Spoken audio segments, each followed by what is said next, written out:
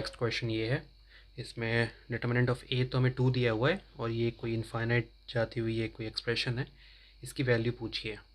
तो इस पूरे एक्सप्रेशन को थोड़ी देर के लिए अपन पी बोल देते हैं, ठीक है। Determinant of A, constant value बाहर निकाल लेते हैं, डिटर्मिनेंट से अपन निकाल सकते हैं, बस ये ध्यान रखना है ये यहाँ पर 2×2 का दिया है, 2×2 का ऑर्डर है, तो ए के ऑर्डर की पावर के साथ बाहर आएगी, मतलब 1/2 का पावर 2 होगी और इन डिटर्मिनेंट ऑफ ए प्लस 1/4 जब बाहर निकालेंगे तो पावर 2 के साथ बाहर आएगी determinant of A, plus similarly 1/8 के साथ भी पावर 2 के साथ और डिटर्मिनेंट ऑफ ए, और ऐसे ये चलता रहेगा इन्फिनिटी तक। डिटर्मिनेंट ऑफ ए मैं सबसे कॉमन निकाल सकता हूँ, तो कॉमन निकाल देता हूँ, 1 + 1 ये 2 स्क्वायर हो जाएगा, प्लस 1 4 को 2 का स्क्वायर लिख सकते हैं, 2 का स्क्वायर की पावर उसका भी 2, तो ये क्या हो गया 2 की पावर 4 प्लस 1 ये 2 क्यूब है, मतलब 2 क्यूब लिख सकते हैं 8 को और उसकी पावर स्क्वायर, तो ये हो जाएगा 6 और ऐसे चलता रहेगा। तो ये अपन को एक इनफाइनाइट जीपी लग रही है, और इनफाइनाइट जीपी का जो यहाँ पर फॉर्मूला होता है वो होता है A/1 - R। ए होती है यहाँ पर फर्स्ट टर्म और आर होता है रेशो, कॉमन रेशो।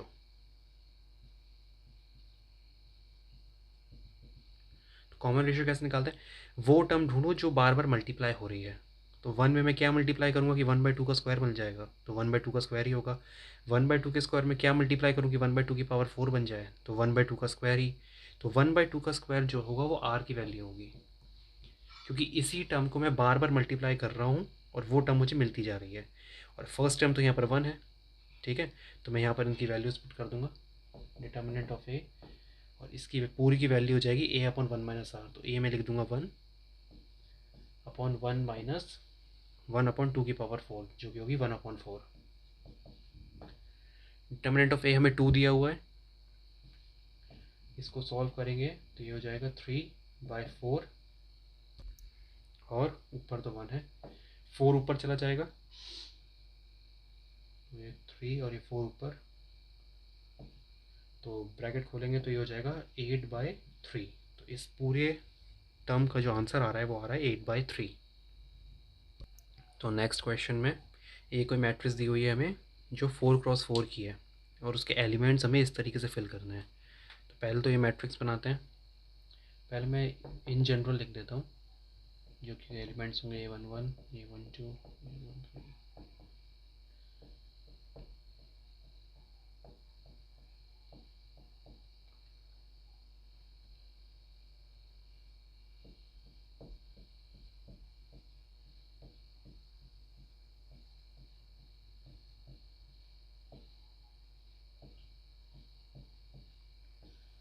ये आपकी एक मैट्रिक्स है इन जनरल, ये इसको मैंने लिखा है इसलिए क्योंकि यहाँ पर आई जे की टर्म्स दी हुई हैं। तो जहाँ पर i इज इक्वल्स टू जे है, यानी 1 1 2 2 3 3 4 4, ये जो डायगनल एलिमेंट्स हैं उनको हमें 2 रखना है, और जहाँ पर भी इक्वल नहीं है उनको हमें 0 रखना है। तो अगर मुझे ये बनानी पड़ेगी तो मैं ऐसे बनाऊँगा कि डायगनल एलिमेंट्स ही तो इक्वल है, आई इज इक्वल टू जे, यानी जहाँ पर दोनों इक्वल हैं तो 1 1 2 2 3 3 4 4, इधर आप 2 लिख दोगे, 2 2 2 2, ठीक है। और बाकी हर जगह आप 0 लिखोगे, क्योंकि जहाँ पर इक्वल नहीं है, देखो 1 2 1 3 1 4 सब इक्वल नहीं है, I is not equals to जे है, तो बस इनको छोड़कर जितने भी एलिमेंट्स हैं उनको 0 लिखना है।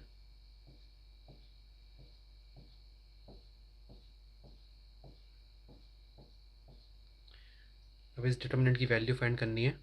चल, तो इसको ध्यान से देखें अगर अपन, तो यहाँ पर डायगोनल एलिमेंट्स 2 हैं और बाकी सारे 0 हैं। तो अगर मैं फर्स्ट टर्म से, ये जो फर्स्ट रो है, सॉरी फर्स्ट रो से अगर मैं 2 कॉमन निकाल लूँ तो यहाँ 1 हो जाएगा, 1 0 0 0। सेकंड से भी मैं 2 बाहर निकाल लूँ, इधर से भी मैं 2 बाहर निकाल लूँ तो ये 0 1 0 0। थर्ड से भी 2 और फोर्थ से भी 2। तो ये तो पूरी आइडेंटिटी मैट्रिक्स बन गई, और इसी का डिटर्मिनेंट फाइंड करना है मुझे। डिटर्मिनेंट का साइन ये बार्स होते हैं, कर्ली ब्रैकेट्स नहीं। इसका डिटरमिनेंट साइन वो मुझे फाइंड करना है। तो ये तो आइडेंटिटी मैट्रिक्स है ऑफ ऑर्डर 4x4, और कोई भी आइडेंटिटी मैट्रिक्स हो उसका जो डिटरमिनेंट आता है वो 1 ही होता है, तो इसका डिटरमिनेंट 1 होगा। तो इस पूरे को अपन 1 लिख देंगे, और 1 इंटू 2⁴ इंटू 1 जो कि हो जाएगा 16। तो डिटरमिनेंट ऑफ ए आ गया 16। इसको रब करके इस साइड लिख देते हैं। तो ये हो गया इसका इसका जो ओवरऑल आंसर आ रहा है डिटरमिनेंट ऑफ ए का, वो हो गया 16। अब हमें ये फाइंड करना है। तो एडजॉइंट ऑफ ए का जो डिटरमिनेंट होता है, कहाँ लिखें इसको रब कर देते हैं। तो एडजॉइंट ऑफ ए का जो डिटरमिनेंट होता है वो होता है determinant of a to the power n-1 का होल स्क्वायर, जहाँ n ऑर्डर होता है। तो यही फाइंड करना है हमें। क्या लिखा है यहाँ पर, एडजॉइंट ऑफ ए का डिटरमिनेंट बाय 7, इसकी वैल्यू फाइंड करनी है हमें। तो डिटरमिनेंट ऑफ ए तो हमने निकाल लिया, 2⁴ आ रहा है, जो कि यहाँ पर 2⁴ लिख देते हैं, और उसकी पावर होगी, ये 4x4 का ऑर्डर दिया हुआ है हमें, 4x4 दिया हुआ है, तो यहाँ पर n की वैल्यू 4 हो जाएगी, तो 4 - 1 3, और उसका स्क्वायर, तो ये 2⁴ उसकी पावर 9, तो ये 2�36 हो गया, 36। तो ये आपका आंसर आ गया, और इसको डिवाइड बाय 7 करना है इस एक्सप्रेशन के लिए। तो जो फाइनल आंसर होगा इसको मैं चलो p बोल देता हूँ। तो इस p का जो फाइनल आंसर हो गया 2�36/7। क्या हो रहा है आज, 7। तो ये आपका फाइनल आंसर हो गया। इसमें एक्चुअली रियल क्वेश्चन में इसमें फ्रैक्शनल पार्ट फंक्शन लगा हुआ था, पर मैंने वो हटा दिया इस क्वेश्चन के लिए, क्योंकि मैंने फ्रैक्शनल पार्ट अभी पढ़ाया नहीं है। अगर आपने इसको पढ़ा होगा तो फ्रैक्शनल पार्ट के बाद इसकी जो ओवरऑल वैल्यू आएगी वो 1/7 आएगी। तो अभी मैंने उसको हटा दिया था कि अभी आप यहीं तक देखो, बस फ्रैक्शनल पार्ट छोड़ दो, तो इसका आंसर यही आएगा। नेक्स्ट क्वेश्चन देखते हैं। इसमें a² ओ नल मैट्रिक्स के बराबर दिया हुआ, और ये 2x2 मैट्रिक्स है, तो हमें इस एक्सप्रेशन की वैल्यू फाइंड करके बतानी है। तो पहला थॉट तो ये आ रहा है कि यहाँ पर a² नल मैट्रिक्स दिया है, तो मैं यहाँ पर डायरेक्टली इस a² की वैल्यू पुट कर दूँ और सॉल्व करना शुरू कर दूँ। लेकिन फिर a की वैल्यू कैसे पुट करेंगे, तो उसके लिए ये शायद सोच रहे होंगे कि a² ओ लिखा है, तो मैं दोनों साइड a इनवर्स से मल्टीप्लाई कर दूँ, तो यहाँ a हो जाएगा और यहाँ नल मैट्रिक्स, तो ये जो यहाँ पर a की पावर 1 बचेगी ना, a की पावर 1 यानी a, तो वो भी नल मैट्रिक्स होके 0 हो जाएगा। तो ऐसा सोचना सही नहीं है, क्योंकि हर बार हम इन्वर्स से मल्टीप्लाई नहीं कर सकते, क्योंकि हर मैट्रिक्स का इन्वर्स हो ये ज़रूरी नहीं है। जब मैं इन्वर्स पढ़ा रहा था तो मैंने बताया था कि जो इन्वर्स का फॉर्मूला होता है वो ये होता है। तो इसमें नीचे जो है वो डिटर्मिनेंट ऑफ ए आ रहा है, अगर डिटर्मिनेंट ऑफ ए 0 हो गया तो इन्वर्स नॉट डिफाइन हो जाएगा। तो हमें पता नहीं है कि इसका जो डिटर्मिनेंट होगा वो क्या होगा, ठीक है। तो इसलिए हम नहीं बोल सकते कि हम ए इन्वर्स से मल्टीप्लाई कर सकते हैं या नहीं, तो हमें ए इन्वर्स वाला जो मेथड है वो तो हम इसमें नहीं लगाएंगे। तो दूसरा मेथड क्या बचता है, a² a, इन सब की वैल्यू सब्सटीट्यूट करनी पड़ेगी हमें।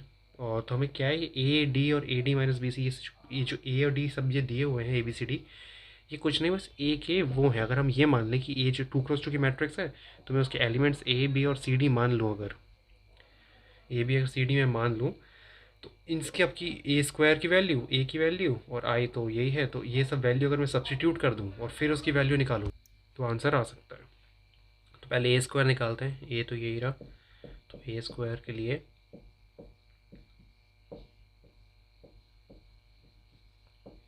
मल्टीप्लाई जो अपन ने सीखा था, first row first column a² plus BC,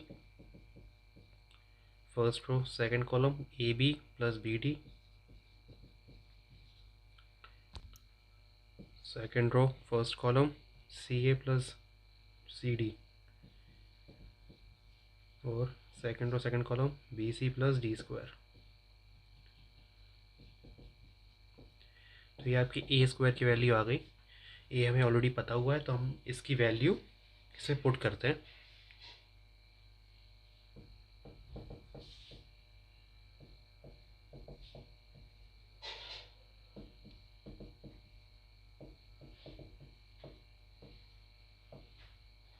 minus a plus जी, ये स्क्वायर की वैल्यू पुट करिए आप, ए प्लस जी इंटू ए लिखा हुआ है तो ए तो यही है,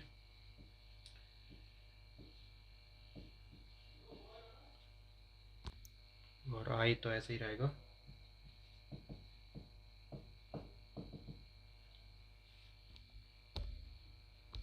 या फिर आई की वैल्यू भी डाल ही देते हैं, 1001 हो गई आई। तो अब बस प्लस माइनस दिख रहा है तो हम ऐड सब्ट्रैक्ट जो भी है वो करेंगे, यहाँ प्लस है तो यहाँ पर पहले मल्टीप्लाई कर लेते हैं सबको अच्छे से लिख के, A square plus B C A D plus B D,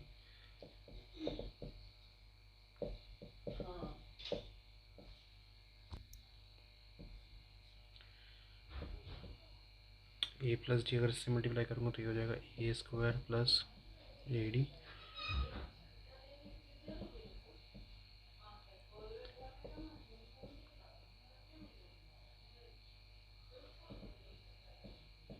बस मैंने ए प्लस डी को हर एलिमेंट से मल्टीप्लाई किया है यहाँ पर। और सिमिलरली मैं a D minus b c को यहाँ के 1001 से मल्टीप्लाई करूँगा प्लस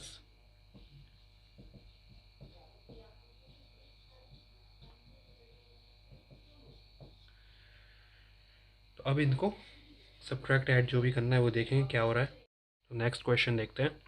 इसमें A square equals to null matrix दिया हुआ है और ए 2x2 मैट्रिक्स दी हुई है और हमें इस पूरे एक्सप्रेशन की वैल्यू फाइंड करके बतानी है। तो इसमें जो पहला थॉट आ रहा होगा वो ये होगा कि ए स्क्वायर की वैल्यू दी है तो यहाँ पर ए स्क्वायर की वैल्यू ही पुट कर देते हैं, और ए की अगर वैल्यू निकालनी है तो ए स्क्वायर इक्वल्स टू वो लिखा है, अगर मैं दोनों साइड ए इनवर्स से मल्टीप्लाई कर दूँ नल मैट्रिक्स तो ये ए हो जाएगा नल मैट्रिक्स के बराबर, तो यहाँ पर भी ओ पुट कर दूंगा और फिर यही कुछ बचेगा। तो ऐसा नहीं कर सकते, ए इनवर्स से अपन इसमें मल्टीप्लाई नहीं कर सकते क्योंकि हर क्वेश्चन में ए इनवर्स से मल्टीप्लाई करना अलाउ नहीं होता है, क्योंकि ए इनवर्स की जो डेफिनेशन होती है बाय डेफिनेशन वो ये होता है,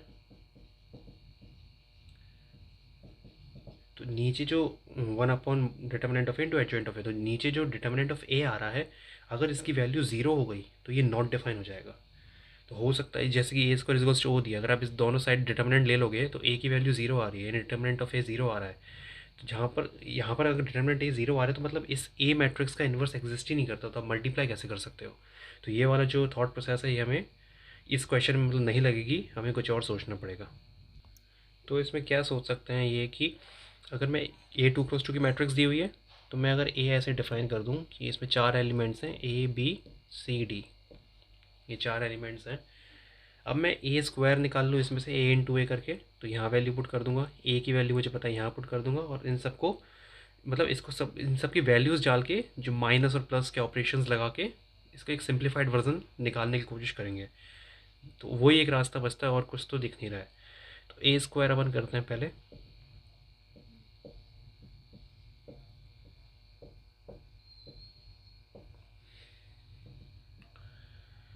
जैसा आपने सीखा था फर्स्ट रो फर्स्ट कॉलम, तो A square plus B C A B plus B D C A plus D C A C plus D C और ये B C plus D square, ये अपने ए स्क्वायर की वैल्यू आ गई। और ए की value तो अपन को पता ही है ये, तो अगर अपन इधर पुट कर दे वैल्यू, ए स्क्वायर की वैल्यू यहाँ डायरेक्टली पुट कर देते हैं,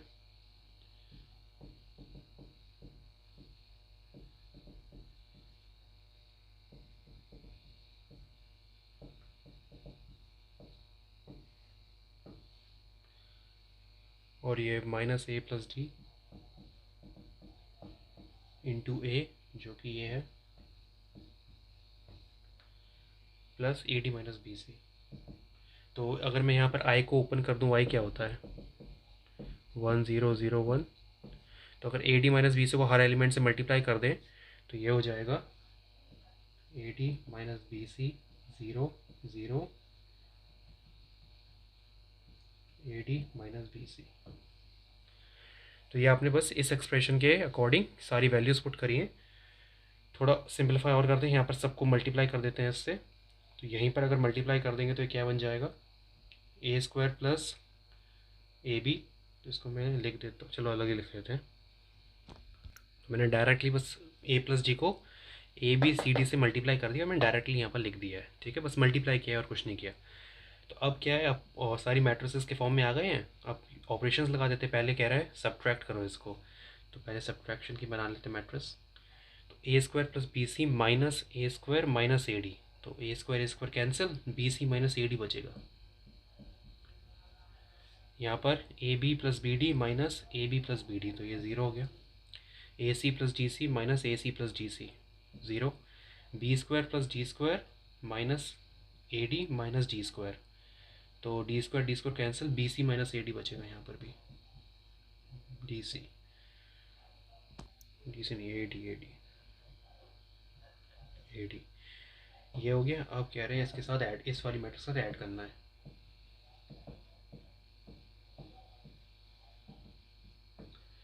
तो इन दोनों को ऐड करेंगे तो ए डी ये कैंसिल और बी सी, तो ये भी ये हो गया, zero minus zero zero, zero minus zero zero, b C minus b c cancel, minus A D plus A d cancel, zero. तो इस पूरे एक्सप्रेशन की वैल्यू जो आ रही है वो एक नल मैट्रिक्स आ रही है, ठीक है। इसी क्वेश्चन का एक सेकंड पार्ट भी है, इसमें I plus A to the power 100 इसकी वैल्यू फाइंड करके बतानी है। तो फर्स्ट पार्ट की तो हमने नल मैट्रिक्स निकाल लिया आंसर।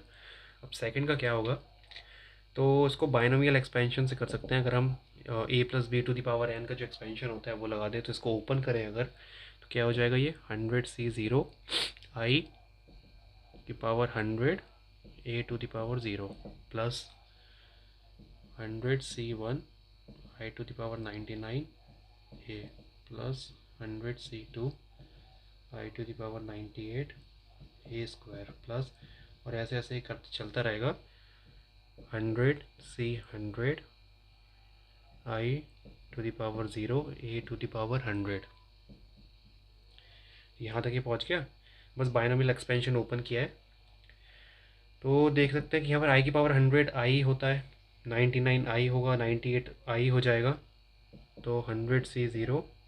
अच्छा, आइडेंटिटी मैट्रिक्स में कोई एक मैट्रिक्स से मल्टीप्लाई हो रही है तो मैं आई को हटा सकता हूँ, क्योंकि आइडेंटिटी मैट्रिक्स से कोई भी मैट्रिक्स मल्टीप्लाई करेंगे तो वही मैट्रिक्स बन जाएगी। तो ए की पावर 0 तो 1 ही हो जाएगा यहाँ पर, तो ये 1 ही लिखा हुआ है, प्लस 100C1 ए 100C2 ए स्क्वायर प्लस 100C3 ए क्यूब, ऐसे करते करते 100C100 A to the power 100, ठीक है। अच्छा, ए स्क्वायर हमको नल मैट्रिक्स के बराबर दिया हुआ है, तो जो ए क्यूब होगा, अगर मैं दोनों साइड ए तो मैं मल्टीप्लाई कर सकता हूँ, इन्वर्स नहीं कर सकता, पर ए के लिए थोड़ी ना कोई कंडीशन है, ए तो मैं मल्टीप्लाई कर सकता हूँ। तो अगर मैं ए क्यूब लिखूँ तो ये हो जाएगा, ये दोनों साइड ए मल्टीप्लाई कर दिया तो इस साइड ए क्यूब बन गया, इस साइड नल मैट्रिक्स इंटू ए, तो ये नल मैट्रिक्स हो जाएगा। तो ए क्यूब की वैल्यू भी नल मैट्रिक्स है, ऐसे ही ए टू द पावर 4 की वैल्यू भी नल मैट्रिक्स होगी, ऐसे करते करते ए टू द पावर 100 की भी वैल्यू नल मैट्रिक्स ही होगी। तो यहाँ पर अगर मैं सबकी वैल्यू सब्सटीट्यूट कर दूँ, 100C0 इसका कुछ कर नहीं सकते, 100C1 इंटू ए इसका भी नहीं कर सकते, पर ए स्क्वायर ए क्यूब इन सब की वैल्यू 0 हो जाएगी, 0 मतलब नल मैट्रिक्स, तो सबकी वैल्यू नल मैट्रिक्स हो जाएगी। अगर मैं यहाँ पर ए स्क्वायर की जगह वो डाल दूँ, ए क्यूब की जगह वो डाल दूँ, ऐसे ए टू द पावर 100 की जगह वो डाल दूँ, तो ये सब गायब हो जाएंगे, सिर्फ यही बचेंगे, तो यहाँ ओवरऑल 0 बचेगा, तो 100C0 1 हो जाएगा। अच्छा, यहाँ पर एक आई की पावर 100 भी तो है, आई की पावर 100 आई की पावर 100, तो आई इंटू 1 टू द पावर 100, तो ये यही हो जाएगा आई की पावर 100, जिसको हम आई लिख सकते हैं, तो यहाँ पर इसको हटा के सीधा आई लिख दो, प्लस 100C1, तो 100C1 की वैल्यू 100 होती है इंटू ए, तो ये आपका फाइनल आंसर हो जाएगा।